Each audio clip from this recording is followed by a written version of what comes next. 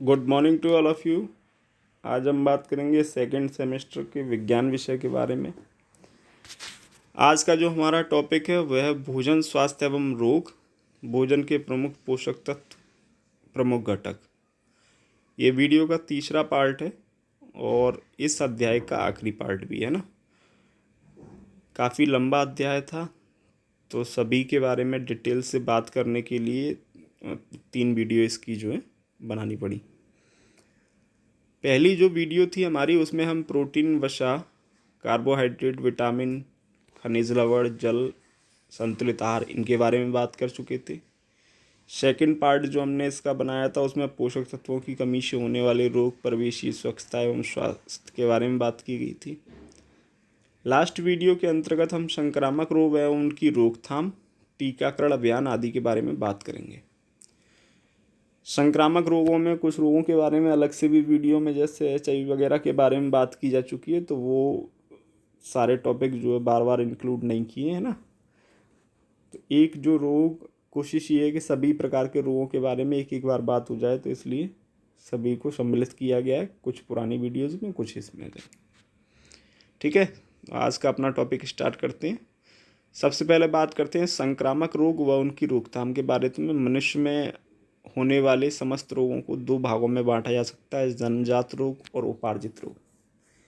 जन्मजात यानी जो रोग बच्चा अपने साथ जन्म से ही लेकर आ सकता है, और उपार्जित यानी जो वातावरण में रहते हुए या समाज में रहते हुए आसपास के माहौल से उसे हो जाते हैं। ये रोग आनुवांशिक, जन्मजात के रोगों की अगर बात करें, ये रोग आनुवांशिक अव्यवस्था के कारण होते हैं तथा एक पीढ़ी से दूसरी पीढ़ी में वंशागत होते हैं। ये रोग जन्म से ही होते हैं, जो उपापचय में त्रुटियों के रूप में प्रकट होते हैं, जैसे फिनाइल कीटोन्यूरिया, दात्र, कोशिका आरक्तता, मधुमेह, हीमोफीलिया आदि। उपार्जित रोगों की बात करें, ये रोग जन्म के बाद किसी भी कारण से उत्पन्न हो सकते हैं। ये रोग 2 प्रकार के होते हैं, संक्रामक या संचरणीय रोग, इन्फेक्शनल, और असंक्रामक या असंचरणीय रोग, नॉन इन्फेक्शियस। ऐसे रोग जो प्रत्यक्ष अथवा परोक्ष रूप से एक दूसरे व्यक्ति से संपर्क से फैलते हैं, संक्रामक रोग कहलाते हैं, जैसे नज़ला, जुकाम, flu, malaria, asthma, gonorrhoea, syphilis आदि संक्रामक रोग वायरस, जीवाणु, कवक, प्रोटोजोआ या कृमियों के द्वारा फैलते हैं। रोग उत्पन्न करने वाले जीव को रोगजनक कहते हैं। और अगर हम असंक्रामक रोगों की बात करें, तो ये रोग एलर्जी, कैंसर आदि हैं, जो एक व्यक्ति से दूसरे व्यक्ति में नहीं फैलते। इस अध्याय के अंतर्गत संक्रामक रोगों को शामिल किया गया है, तो उन्हीं के बारे में डिटेल से बात करते हैं। सबसे पहला रोग है मलेरिया। मलेरिया प्रोटोजोआ प्लाज्मोडियम के विभिन्न जातियों वाइवेक्स, ओवेल, फैक्सीपेरम एवं मलेरियाई आदि द्वारा उत्पन्न होते हैं। यह परजीवी मनुष्य के यकृत एवं लाल रुधिर कणिकाओं में तथा मादा एनाफिलीज मच्छर के आमाशय में विभाजित होकर वृद्धि करते हैं। जब संक्रमित मादा मच्छर किसी मनुष्य को काटता है, तब उसकी लार के साथ अनेक परजीवी मनुष्य के रुधिर में चले जाते हैं। लक्षण क्या हैं इसके? आवर्ती रूप से कंपन के साथ तेज बुखार, सिर दर्द, पेशियों में दर्द होना मलेरिया का साधारण लक्षण है। परजीवी लाल रुधिर कणिकाओं में अत्यधिक संख्या में वृद्धि करते हैं। लाल रुधिर कणिका को कमजोर करके फट जाती हैं एवं वे परजीवी अन्य रुधिर कणिकाओं पर आक्रमण करते हैं। रुधिर कणिकाओं के फट जाने के पश्चात रुधिर में एक विषैला पदार्थ हीमोजाइन मुक्त होता है। इसी विषैले पदार्थ के कारण मनुष्य को तेज बुखार आता है। अत्यधिक संख्या में लाल रुधिर कणिकाओं के नष्ट होने के कारण रोगी में रक्त शून्यता हो जाती है तथा प्लीहा का आकार भी बढ़ जाता है। रोगी को 48 से 72 घंटे के अंतराल पर तेज बुखार होता है। मलेरिया में रोगी 3 अवस्था से गुजरता है। पहली अवस्था को ठंड अवस्था, कोल्ड स्टेज, तथा जिसमें रोगी को ज़्यादा ठंड लगती है, कंपन आरंभ हो जाता है। दूसरी अवस्था को गर्म अवस्था, जिसमें तेज बुखार रहता है, 3 से 8 घंटे तक जोड़ों से दर्द होता है सिर में। तीसरी अवस्था में पसीना अवस्था कहते हैं, इसमें शरीर का ताप कम होकर 98.6 डिग्री सेल्सियस हो जाता है और रोगी को अधिक पसीना निकलने लगता है। नियंत्रण: प्रतिवर्ष लगभग 30 करोड़ मनुष्य मलेरिया के शिकार होते हैं, जिनमें प्राय 20 लाख मनुष्य की मृत्यु हो जाती है। आज तक प्लाज्मोडियम के लिए कोई टीका नहीं बना है। जब किसी मनुष्य को मलेरिया होती है तो उसे कुनैन दिया जाता है जो सिनकोना पेड़ की छाल से बनती है। ये सामान्य मतलब जीएस के लिए प्रश्न होंगे ना, ऑब्जेक्टिव टाइप क्वेश्चन बन गए आपके। Central drug research institute CDRI Lucknow के वैज्ञानिकों ने एंटेमीशिया नामक पौधे से अर्टीथर नामक पदार्थ को निकाला है जो मलेरिया की दवा का कार्य करता है। रोकथाम। मलेरिया से हम दो तरीके से बचाव कर सकते हैं। एनाफ्लीज मच्छर एवं मनुष्य के भीतर का संस्पर्श को रोककर, यानी आपस में इनका कांटेक्ट ना हो। मच्छरों को नष्ट करके मच्छरदानी के भीतर सोकर शरीर को खुले भागों में मच्छर निरोधक क्रीम लगाकर या सरसों का तेल लगाकर मच्छरों को शरीर से अलग रखकर, है ना। दूसरे तरीकों में मच्छरों को नष्ट करना आवश्यक है। इसके लिए मच्छरों के प्रजनन के स्थान पर DDT का छिड़काव करना चाहिए ताकि वयस्क मच्छर के अंडे, लार्वा एवं प्यूपा का विनाश हो सके। अपने आसपास टूटे बर्तन, टीन, छोटे गड्ढे वगैरह में पानी को इकट्ठा ना होने दें, जिससे कि मच्छर जो है अधिक संख्या में पनप सकें। डायरिया। सभी विकासशील देशों में डायरिया फैला हुआ है। इसमें बार बार पतला दस्त होता है जो 4 से 24 घंटे से भी ज़्यादा समय तक होता है। ये आंत के संक्रमण से होता है जिसके विभिन्न कारण हैं। यह प्रोटोजुआ, जीवाणु, विषाणु आदि से संक्रमित व्यक्ति को होता है। इसके अन्य कारण कुपोषण, दूषित भोजन, शराब, कुछ हार्मोनों का कम स्रावण आदि। लक्षण: दस्त और उल्टी का बार बार होना, जिससे शरीर में निर्जलीकरण हो जाता है। रोगी को प्यास का अनुभव रहता है। कुछ क्षण के पश्चात रोगी के गाल के भीतरी भाग एवं नाक सूखने लगते हैं। आंखें अंदर की ओर धंसने लगती हैं। शरीर का वजन घटने लगता है। सांसें लंबी लंबी एवं तेजी से चलने लगती हैं। रोगी को बुखार एवं जोड़ों में दर्द हो सकता है। नियंत्रण के लिए क्या करना है? रोगी को पूर्णतः विश्राम करना चाहिए। इलेक्ट्रोलाइट फ्लूइड, इलेक्ट्रोलाइट के पाउडर आता है इलेक्ट्रॉल के नाम से, है ना, का सेवन करना चाहिए। डायरिया में शरीर में निर्जलीकरण हो जाता है, जिसकी पूर्ति के लिए 200 ml पानी में 1 चम्मच शर्करा एवं आवश्यक लवण मिश्रित करके ORS का घोल तैयार करना चाहिए। इस घोल को ORT कहते हैं। इसमें निर्जलीकरण बंद होता है। एंटी माइक्रोबियल दवा का सेवन करना चाहिए। कच्चे केले को उबालकर उसमें हल्का नमक मिलाकर अच्छी तरह मसलकर सेवन करना चाहिए, जो डायरिया को रोकने में काफ़ी सहायक होता है। सामान्य तौर पर, है ना, बेसिक अपने आस पड़ोस में उपलब्ध होने वाली चीज़ें सभी जो है आसानी से इस पे कंट्रोल कर सकते हैं। ठीक है। रोकथाम: हमेशा अदूषित शुद्ध भोजन एवं पेयजल का प्रयोग करना चाहिए। स्वच्छ बिछावन पर पूरी तरह लेटकर रोगी को आराम करना चाहिए। रोगी को फल एवं सब्जियों को अच्छी तरह धोकर इस्तेमाल करना चाहिए। संक्रमण से बचाकर रखने के लिए भोजन को ढककर रखना चाहिए। भोजन करने के पहले साबुन से अच्छी तरह हाथ धो लेने चाहिए। हैजा: विब्रियो क्लोरिन नामक जीवाणु के संक्रमण से यह बीमारी होती है। यह जीवाणु छोटी आंत को संक्रमित करता है। यह दूषित जीवाणु तथा पानी के साथ शरीर में प्रवेश करता है। छोटी आंत में यह जीवाणु एक विषाक्त पदार्थ स्रावित करता है जो आंत के कोशिका परत को प्रभावित करता है। इस विषाक्त पदार्थ से डायरिया हो जाता है। ठीक है।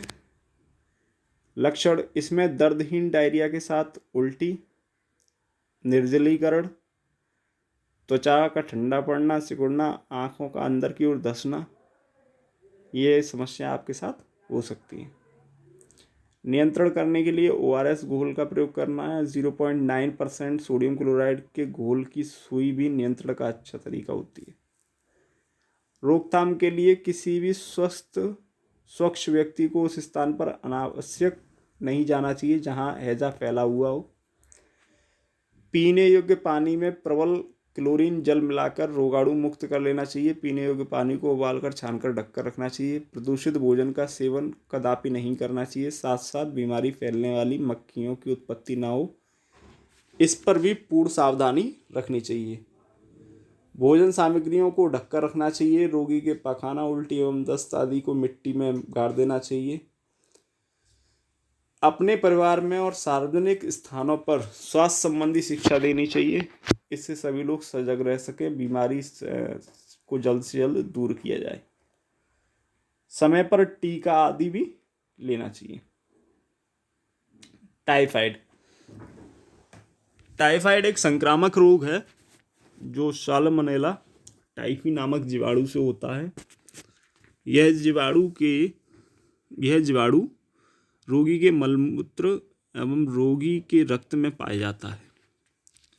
घरेलू मक्खी रोगी के मलमूत्र, भोज्य पदार्थ एवं पेय पदार्थों पर बैठकर उन्हें दूषित कर देते हैं और बीमारी फैलती है। दूषित भोजन ग्रहण के पश्चात यह जीवाणु धीरे धीरे हमारी आंतों में होते हुए रुधिर प्रवाह में चला जाता है। भारत में लगभग 2 लाख आदमी प्रतिवर्ष टाइफाइड रोग से पीड़ित होते हैं। यह बीमारी साधारणतः 1 से 15 वर्ष के बच्चों के बीच में होती है। अगर उचित ढंग से उपचार नहीं हो तो रोगी 3 से 4 सप्ताह के अंदर ही मर जाता। लक्षण: सिर दर्द, आमाशय दर्द, मानसिक तनाव, बुखार रहना। ठीक है, ये सभी क्या है इसके लक्षण। नियंत्रण कैसे? टाइफाइड बुखार का नियंत्रक एंटीबायोटिक्स हैं। 2 सप्ताह में प्रतिजैविकी बुखार को कम करता है और रोगी को तरल भोजन ऐसे में देना चाहिए। सभी लोगों को व्यक्तिगत रूप से सामाजिक स्तर पर साफ सुथरा रहना चाहिए, रोकथाम के लिए, है ना। दूषित भोजन पदार्थों एवं पेय पदार्थों का सदैव त्याग करना चाहिए। चूंकि यह संक्रामक रोग है, अतः रोगी को परिवार के अन्य सदस्यों से अलग रहना चाहिए। लोगों को मक्खी मच्छरों को दूर भगाने का वृहत उपाय करना चाहिए। टाइफाइड की सुरक्षा के लिए 2 प्रकार के टीके, एंटीबैक्टीरियल टीका 3 वर्ष तक टाइफाइड से रक्षा करता है और मुंह से लेने वाला टीका भी उपलब्ध है। बीमारी का पता चलने के तुरंत बाद ही नज़दीकी चिकित्सा से सलाह जरूर लें, ना। उपचार शुरू कर देना चाहिए। क्षय रोग, टीबी के नाम से साधारणतः फेफड़े का बीमारी समझा जाता है, लेकिन यह शरीर के अन्य भागों में भी हो सकता है। यह रोग मनुष्य में जीवाणु माइक्रोबैक्टीरियम ट्यूबरक्लोसिस के कारण होता है। इस जीवाणु की खोज 1882 में रॉबर्ट कॉच ने की थी। यह जीवाणु एक रोग उत्पादक विष उत्पन्न करता है जो कि ट्यूबरक्लोइन कहलाता है। यह जीवाणु साधारणतः फेफड़ा को प्रभावित करता है और यह हमारी आंत, लसिका जोड़, हड्डियों आदि में भी असर दिखाता है, ना। यह तीव्र संक्रामक रोग है। किसी रोग के कफ, खांसी आदि के संसर्ग में आने से भी कोई व्यक्ति संक्रमित हो सकता है।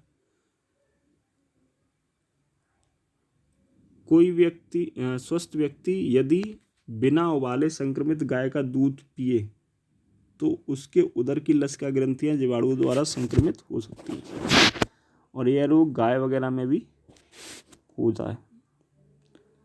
लक्षण: रोगी को सामान्य बुखार, रात में पसीना निकलना, रक्तयुक्त कफ, भूख नहीं लगना, वजन में लगातार कमी होना आदि इसके लक्षण हैं। यह जीवाणु जब श्वसन अंगों, फेफड़ा, श्वासनली आदि में पूर्णतः फैल जाता है तो रोगी को रक्त मिश्रित कफ निकलने लगता है। इस रोग को तब फेफड़ा या टीबी रोग कहा जाता है, लंग्स टीबी, है ना। रोगी की भूख में कमी आ जाती है। इससे रोगी का वजन क्रमिक रूप से घटने लगता है। नियंत्रण कैसे कर सकते हैं? बहुत दिनों तक लगातार विशेषज्ञों की निगरानी में जो है हमें उसका उपचार चलाना होता है। टीबी का 6 माह का जो कोर्स होता है डॉट का, वो हमें लगातार लेना पड़ेगा। रोकथाम क्या है? इस रोग का फैलना कम किया जा सकता है अगर लोग इधर उधर थूकना बंद कर दें और एक दूसरे के संपर्क में, है ना, दूरी बना के रखें ऐसे रोगी से। परिवार के अन्य सदस्यों से रोगी को अलग रखना चाहिए। भविष्य में इस रोग से बचाव के लिए शिशुओं को BCG का टीका लगवाना चाहिए, बैकेला कैलमेटिक गुरिन। इन्फ्लुएंजा, यह एक विषाणु या वायरस रोग है जो संसार के सभी देशों में लगभग पाया जाता है। यह रोग साधारणतः फ्लू के नाम से ही जाना जाता है। इस रोग का कारक मिक्सोवायरस नामक विषाणु के स्ट्रेन रोग के विषाणु वायु द्वारा रोगी के छींक के साथ फैलते हैं। विषाणु तेजी से फेफड़े में संख्या में वृद्धि करते हैं एवं संक्रमित आदमी 1 से 4 दिन के अंदर रोग का लक्षण दर्शाने लगता है तथा 3 से 4 दिन तक पीड़ित भी रहता है ना। लक्षण: बुखार आना, कंपन, छींक, सिरदर्द, कमजोरी, नाक से भारी मात्रा में पानी निकलना, पूरे शरीर में दर्द होना आदि इस रोग के लक्षण हैं। नियंत्रण: इस रोग को नियंत्रण में लाने के लिए कोई प्रभावी दवा उपलब्ध नहीं है। एस्पिरिन, सोना प्रचुर मात्रा में आराम से काफ़ी राहत मिलती है ना। एस्पिरिन एक दवा है, बाकी सोना है और प्रचुर मात्रा में आराम करना है अपना। अच्छा भोजन, स्वस्थ है ना रहने के लिए, और पोषण की आवश्यकता जो है हर किसी रोग में होती है, तो उसी का आपको विशेष ध्यान रखना है। रोकथाम करने के लिए क्या करना है हमें? बच्चों को ठंडा से बचाना है ना। रोगी को किसी स्वस्थ व्यक्ति या बच्चे से अलग रखना है। केवल एक ही तरह का इन्फ्लुएंजा का टीका सभी प्रकार के इन्फ्लुएंजा से हमारी रक्षा नहीं कर सकता। एक विशेष प्रकार का इन्फ्लुएंजा का टीका उसी प्रकार के रोग से हमारी रक्षा करता है। इसके 2 कारण हैं। वह रोग विभिन्न प्रकार के वायरस स्ट्रेन से होता है, अतः इन सभी से हमारी रक्षा के लिए एक ही विशेष टीका तैयार करना संभव नहीं है। दूसरी बात यह है कि सभी वायरस स्ट्रेन शीघ्र ही उत्परिवर्तन द्वारा बदल जाते हैं। इसी कारण एक विशेष प्रकार के वायरस के लिए एक टीका 1 या 2 वर्षों के पश्चात बदलता है। इसलिए तैयार टीके बदलते रहते स्ट्रेन से हमें सुरक्षा नहीं मिल सकती। रेबीज एक प्रकार के रैबिडो वायरस से रेबीज होता है, जो एक घातक विषाणु रोग है। यह वायरस वृद्धि एवं प्रजनन जिन जंतुओं से करता है, ये जंतु हैं कुत्ते, बिल्ली, चमगादड़, गीदड़ आदि। जिस जंतु को यह रोग है उसे रैबिड कहते हैं। जब एक रैबिड जंतु मनुष्य को काटता है तो उसके लार के साथ वायरस मनुष्य के शरीर में प्रवेश कर उस स्थान से मस्तिष्क तक चला जाता है। वायरस मस्तिष्क में प्रजनन करता है एवं लार में चला जाता है तथा रोगी के केंद्रीय तंत्र को प्रभावित करता है, जिससे रोगी होने के 3 से 5 दिनों के अंदर ही मर जाता है।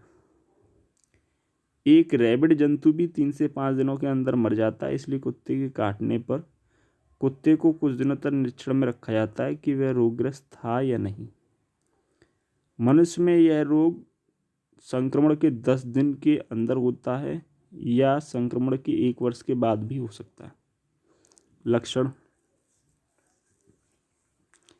सिर दर्द, हल्का बुखार, गर्दन में दर्द इस दर्द का प्रमुख लक्षण है।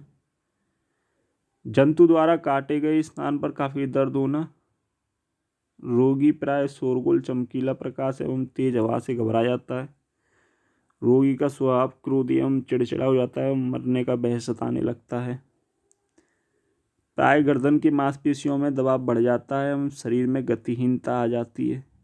इसमें प्राय रोगी को जल देखते ही भयभीत हो जाता है। इस रोग को हाइड्रोफोबिया भी कहा जाता है। नियंत्रण क्या है? इस रोग से आक्रमित होने के पश्चात कोई भी दवा से यह ठीक नहीं होता है। इसका उपाय केंद्रीय तंत्र के संक्रमित होने के पूर्व वायरस को शरीर से मुक्त कर देना। इंजेक्शन वगैरह लगते हैं ना, टीके लगते हैं इसके, वो हमें समय से लगवा लेने हैं अपने, यदि कोई ऐसी स्थिति हमारे सामने पैदा होती है तो। रोकथाम के लिए क्या करना है हमें? काटने के तुरंत बाद घाव के स्थान को अच्छी तरीके से साबुन और पानी से धोना चाहिए। इसमें बहुसंख्यक वायरस हट जाते हैं। इसके बाद रोगी को एक एंटी रेबीज देना चाहिए। इसके बाद टीका देना चाहिए। पुरानी टीका व्यवस्था के अनुसार 16 बार सुई देना चाहिए। वर्तमान समय में 5 बार टीका दिया जाता है। इस टीके का नाम HDCV है। फ्रांसीसी वैज्ञानिक लुई पास्चर ने सर्वप्रथम एंटी रेबीज टीके का आविष्कार किया था एवं उन्होंने प्रथम रेबीज वायरस देखा था। अगर पागल कुत्ता काटे तो डॉक्टर से संपर्क करें, टीके लगवाने चाहिए। पालतू जंतु एंटी रेबीज टीके लगवाने चाहिए। पालतू कुत्ते की शिकायत आने पर शीघ्र ही नगर निगम की सूचना देकर बीमारी पर रोक लगानी चाहिए।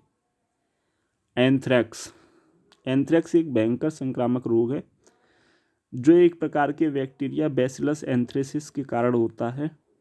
सामान्यतः यह पालतू पशुओं जैसे गाय, भैंस, भेड़, बकरी को होने वाला रोग है, परंतु यह संक्रमित पशुओं के संपर्क में रहने वाले मनुष्यों को भी हो जाता है। इस रोग से पीड़ित पशुओं के अधपके मांस को खाने से भी इस रोग का संक्रमण होता है। संक्रमण एंथ्रेक्स 3 विधियों से होता है: त्वचा द्वारा, श्वास द्वारा तथा आहार नाल द्वारा। त्वचा द्वारा संक्रमण बहुत ही कम होता है, परंतु उचित उपचार न होने पर 20% रोगियों की मृत्यु हो जाती है। श्वास द्वारा साधारण सर्दी के लक्षण, लेकिन बाद में सांस लेने में अत्यधिक कठिनाई होना।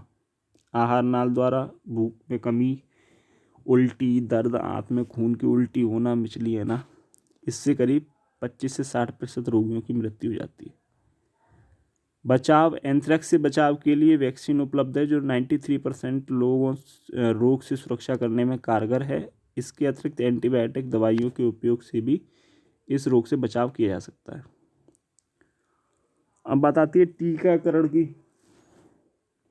कई रोग जैसे पोलियो, क्षय रोग, हेपेटाइटिस, डिप्थीरिया, कुकर खांसी, मिजेल्स चेचक टीकों द्वारा रोके जा सकते हैं। अधिकतर बच्चों को इन रोगों से बचाने के लिए टीके दिए जाते हैं। सरकार को ऐसी सुविधा देनी चाहिए ताकि टीके को सुरक्षापूर्वक विभिन्न स्वास्थ्य केंद्र एवं अस्पतालों में रखे जा सके। कभी कभी रोग के उन्मूलन के लिए घर घर जाकर टीका या ड्रॉप का आयोजन भी किया जाता है। ऐसी व्यवस्था चेचक और पोलियो के उन्मूलन के लिए की जा चुकी है। घर घर जाने का यह अभियान सरकारी संस्थाओं की सहायता के बिना संभव नहीं है। जैसे जैसे नए नए टीके बन रहे हैं, सरकार को विज्ञापन के द्वारा आम लोगों तक इनकी जानकारी पहुंचानी चाहिए। इससे क्या होगा, हमारा समाज स्वस्थ रहेगा। जन्म के बाद से ही शिशु की जीवन रक्षा हेतु अनेक विधियां अपनाई जाती हैं। टीकाकरण द्वारा शिशु सुरक्षा सबसे आसान विधि है। समय पर टीके लगवाने से शिशुओं को जानलेवा बीमारियों से बचाया जा सकता है। इसमें खसरा, गलघोंटू, पोलियो, काली खांसी, टिटनेस, क्षय रोग आदि के टीके लगाए जाते हैं। ये कुछ टीके हैं जिनका टाइम पीरियड है और कितनी डोज उनको दी जानी है उसका विवरण है। जैसे टिटनेस, काली खांसी और डिप्थीरिया, इसका एक टीका लगाया जाता है बच्चे को DPT 6 सप्ताह में और 10 सप्ताह में और 14 सप्ताह पर। 2 वर्ष और एक लगता है 5 से 6 वर्ष। त्रिविका टीका कहा जाता है इसे। 6 से 14 सप्ताह के बीच 2 बार एक बूस्टर टीका डिप्थीरिया टिटनेस के लिए। दूसरा टीका है हमारा क्षय रोग का, जिसे जन्म के उपरांत 1 सप्ताह के अंदर BCG का टीका लगाना पड़ता है। पोलियो का 4, 10 और 14 सप्ताह पर पोलियो ड्रॉप्स भी दी जाती है। खसरा का टीका 9 माह पर। अंधेपन का 9 माह से 3 वर्ष के लिए 5 खुराक विटामिन A प्रथम सप्ताह। ये पूरा एक प्राइवेट जैसे हॉस्पिटल्स में होता ही है उस तरीके का है। हालांकि जो टीके हैं वो वही चीज़ें हैं ना इसमें भी। अब कुछ नए जैसे जैसे संक्रामक रोग आ रहे हैं तो उनके टीके जो हैं उसी अनुसार बढ़ते भी जा रहे हैं। जैसे मैं इसमें आपको टीके पढ़ के बता दे रहा हूँ, बाकी आप डिटेल और डोज वगैरह कैसे रूटीन में देना है उसको आप इसमें समझ सकते हैं। तो इसमें एक TT1 है, ये टीका अर्ली इन प्रेगनेंसी में दिया जाता है। TT2 4 वीक्स आफ्टर TT1, यानी TT1 पहले वाले टीके के 4 सप्ताह के बाद। TT booster if received 2 TT doses in a pregnancy within last 3 years। BCG at birth और as early as possible till 1 year of age, यानी पैदा होते ही देना है ना इसको। और ये ऊपर वाले जो TT वाले टीके थे ये प्रेग्नेंट वीमेन के लिए, ये बच्चे के लिए नहीं है ना, ये बच्चों के लिए। BCG hepatitis B, OPV 0, OPV 1, 2, 3, ये सभी बच्चों के लिए। हेपेटाइटिस B मैंने आपको बताया भी है इस बीमारी, देखो BCG 1, hepatitis B, OPV 1, 2, 3, DPT 1, 2, 3, hepatitis B 1, 2, 3, measles vitamin A की डोज, ये बच्चे को अंधे वगैरह पन से बचाने के लिए होती है, उसकी आंखों की रोशनी के लिए। ठीक है, इनका टाइम ड्यूरेशन भी दे रखा है, कब कब कौन कौन से टीके लगाए जाते हैं। ये फॉर इन्फेंट्स हैं, लगभग 1 साल के अंदर सारे टीके आपको बच्चे को दिलवाने। ठीक है, DPT बूस्टर 16 से 24 महीने के लिए, यानी लगभग 1.5 साल से 2 साल के बीच में। 1.25 साल 1.5 साल हो गए ना, 1 साल 4 महीने से 2 साल के बीच में। मीजल्स का सेकेंड डोज जो होगा वो भी लगभग इसी दौरान देना है आपको। ओपीवी बूस्टर भी इसी दौरान देना है। जैपनीज एनसेफेलाइटिस ये भी इसी दौरान देना है। विटामिन ए का भी एक टीका लगेगा अगर आप चाहें तो। और 2 to 9 डोज 16 मंथ की, वो सारी डोज जो हैं वो ओरल या जो भी कहाँ लगनी है उसका भी डिटेल लिखा हुआ है ना, अपर आर्म वगैरह में कहाँ लगेगी वो भी। और डीपीटी बूस्टर 5 से 6 साल में फिर एक दिया जाता है। एक टीटी का डोज जो होता है वो 10 साल और 16 साल के बीच में आपको देना है, 10 साल और 16 साल पर। ठीक है, तो ये इस तरीके से आपको विभिन्न प्रकार के टीके और उनके प्रोग्राम है। प्रेग्नेंट लेडी के लिए, फॉर इन्फेंट्स यानी छोटे बच्चे शिशु के लिए 1 साल से छोटे के लिए, और फॉर चिल्ड्रन यानी 1 साल से 10-15 साल तक के बच्चों के लिए। ठीक है, thanks to all of you, be safe, stay at home.